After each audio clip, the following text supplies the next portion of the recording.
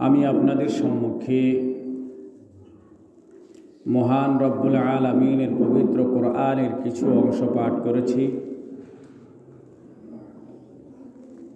আল্লাহ রব্বুল আলামিন যদি তৌফিক দান করেন তাহলে আয়াতের বিষয়বস্তু আপনাদের সম্মুখে সংক্ষেপে উপস্থাপনের জন্য চেষ্টা করব।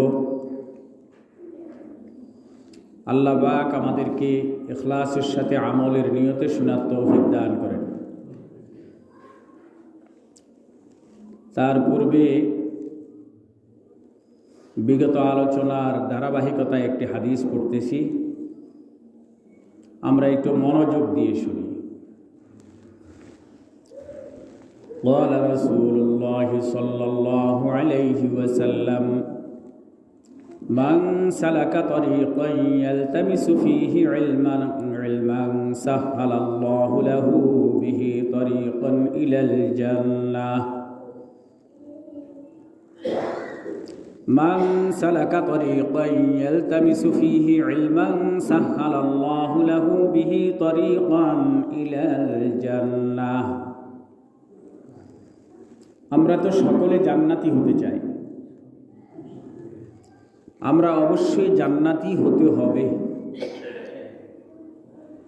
যেহেতু জাহান্নামের আযাব সহ্য করার মতো শক্তি আমাদের কারোর কাছে নাই।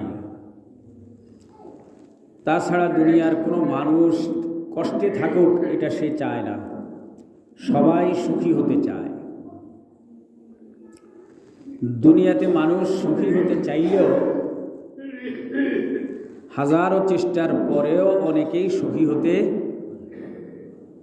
সম্পদশালী হয় কিন্তু সুখ খুঁজে পায় না, পদ পদবীর অধিকারী হয়, ক্ষমতার আসনে আসীন হয় কিন্তু শান্তি পায় না। আখিরাতের জীবনে যারা সুখী হতে চাইবে তার জন্য যারা চেষ্টা করবে তাদের চেষ্টাকে আল্লাহ পাক কখনো বিফল করবেন না, তাদেরকে অবশ্যই